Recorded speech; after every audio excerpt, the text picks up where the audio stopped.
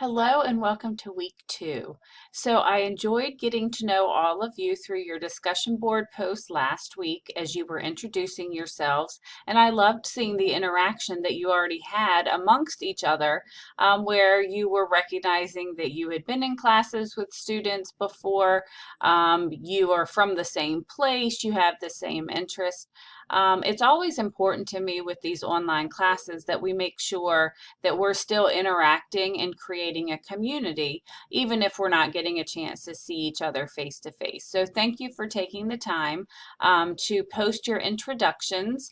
I have tried my best to respond to each one of you individually so that you get a personal welcome from me, because our course wouldn't be the same if you weren't in it. So again, thank you for that, and for getting into your groups, your discussion board discussions on our first topic on grammar were extremely enlightening.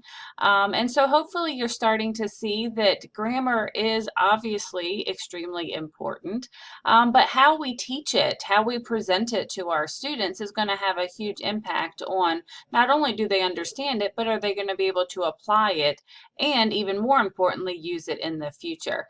And thank you for signing up for Project 1, which we're going to talk about for this week. So when you go into this week's folder, you're going to see that we are looking at the different parts of speech, and of course that is what your project is going to be based on. So I'm already interested to see how you're all going to deal with pronouns and adjectives and clauses and subject-verb agreement. And hopefully you chose something that either you're really interested in, or maybe it's something you don't know as much about, and so you want to become so familiar with it that you're going to be able to teach your students. And really, that's what the crux of what this week is going to be about. You're going to be looking at the 8 basic parts of speech. You're going to be creating an assignment where you're going to be able to teach your peers and assess them as well, and that's what we'll be doing in week 3. So when you go into our study folder for this week, you're going to see a couple of things that you need to do. One of them is going to be reviewing the parts of speech in chapter 36, as well as reading through chapters 38 through 41. And once you're done with that, then there are 2 essays that I would like for you to read, because remember, this just isn't about can I rattle off the 8 parts of speech. It's more about how am I teaching these aspects of grammar to my kindergarten through 6th grade children. So you're going to see here's one about planning a grammar lesson. So this is going to be extremely appropriate as you're getting ready to create your own, as well as a discussion on, is grammar worth teaching? Well, obviously we think grammar is worth teaching, but as you are starting to go through this course, hopefully what you're starting to see is that it's not just what we're teaching, it's how we're teaching it. Children are going to be excited when they have to create the edible cell. But when it comes down to grammar, it's not something that you normally see students jumping up and down for. So we've got to figure out, how are we going to teach them? What context are we going to use? I think you've probably already seen that we need to teach grammar in conjunction with the other things that we're teaching, because that's what's going to make it really real and practical and applicable to them. So I'll give you an example. When I taught 1st grade, we did a writer's workshop where they wrote for 30 minutes every day. And it was something that was so enlightening to me because, and again, I taught 1st grade, I had all boys, so it was even more amazing that they were interested in writing, but they were allowed to choose what they wanted to write about. But at the beginning of each day, I would do a short little mini lesson. But the great thing was that because I was individually conferencing with each student as they were completing their writing, I could focus on what they needed to work on individually. So if I noticed that only one child out of my 20 was having trouble with punctuation, well, then I would spend time with that with him. But when it came time to teach something like the clauses or subject verb agreement, well, then that's something I would want to do as part of my mini lesson, and then I would incorporate it during their writing. So grammar is definitely something that we would want to, it's an interdisciplinary approach that I think is really important to remember. And so keep that in mind as you're starting to create your teaching tool for this week.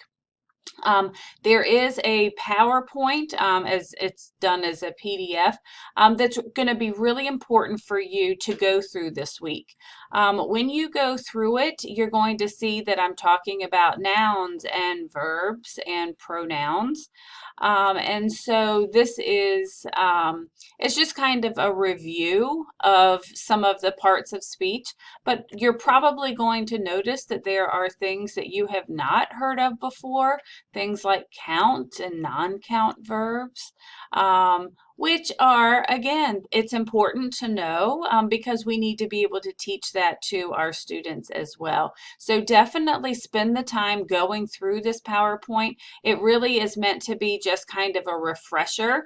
It is never meant to take the place of actually reading in your textbook, but it does give you a chance to kind of see things, again, like the count and the non-count nouns, which, you know, you would think a noun we all learned was a person, a place, or a thing, but there's more to nouns than just that. And that really is what you're going to be getting at as you are developing your project. So definitely take the time to go through this, one, just as a refresher, but two, so you can kind of see maybe this is a way I might want to set up my teaching lesson. So that's what's in the study folder for this week. But the assignment folder is where you get to the nitty gritty.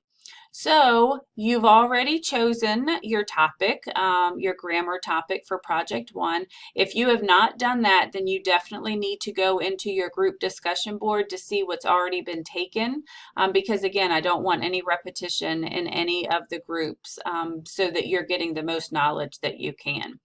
So what you are going to be doing is you're going to be creating an assessment of the grammar topic that you chose. You're going to need to also have the answer key that goes along with it, but you are developing a teaching lesson that you would be able to teach to your students that would prepare them for that particular assessment. Now, here's an example of a presentation, here's an example of an assessment, as well as the answer key. Obviously, you can't use these. So even if you chose pronouns, you don't get to use these. That would be unfair. But just so that you kind of have an idea of what's a direction that I can go in. So you're going to be creating a teaching tool, you're going to be creating an assessment, and then the fun part is that you're going to be sharing it with your group mates so that you truly get the feedback on, does this make sense? Did my assessment measure what was on my teaching tool? Because that is a really important piece of reflective teaching, of making sure that you're actually assessing what it is that you want the students to learn. So definitely we're looking at kindergarten through sixth grade. What I always say is develop this for the age or the grade that you think you're interested in teaching. There is no reason that I want you to create an assignment that's just going to sit on your computer once you're done with it and you're never going to use it. So if you're interested in teaching second grade, well then focus your teaching tool on second grade, whatever your grammar topic is. That also means you're going to need to get into the standards for that particular grade to determine what is it that we are saying that students in that grade should know about your particular grammar topic.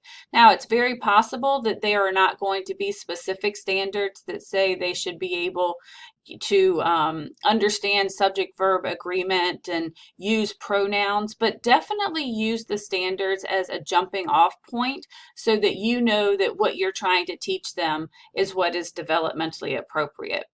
So again, choose the age or the grade that you think you're interested in working with.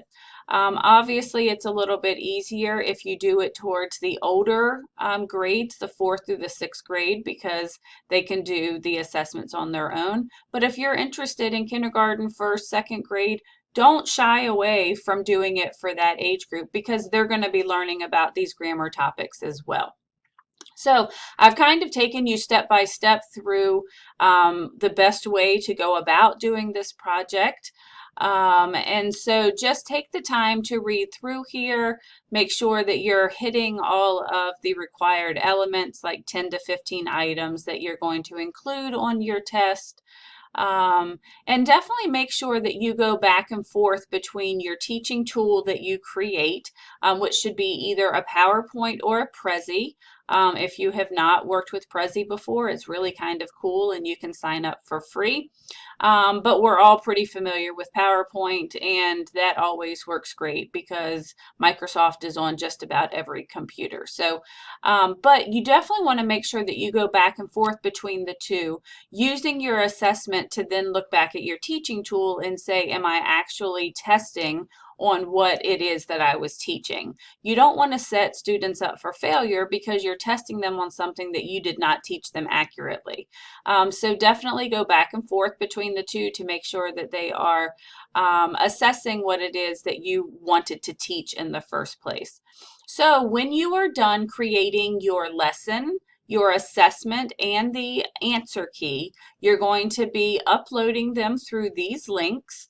Here's where your lesson goes. Here's where your grammar assessment and answer key goes. And then in week 3, you're going to be actually taking each other's assessments.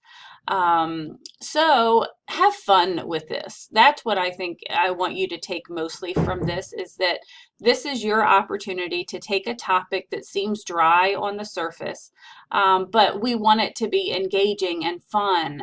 Remember, your examples need to be something that makes sense to your students, so you don't want to use an example of something they've never heard of before or they're not interested in. So remember to keep it on their level and use their interest to be able to get them engaged. The only other thing that you need to do during this week is a quiz that you're going to take. It is open book. You do have 20 minutes and you can take it twice if you need to. But this is going to be where you probably want to start after you've read in the chapter. You would want to take your quiz. And again, that's also another way to get an idea of the types of questions, how to word things before you start working on your project. So hopefully that helps you to understand where you're going to be going for this week. There's no discussion board because, as I said last week, it really is about spending time on this project. So don't forget to take the parts of speech quiz and have fun creating your first project. So if you have any questions, don't hesitate to contact me, and I will see you in week 3.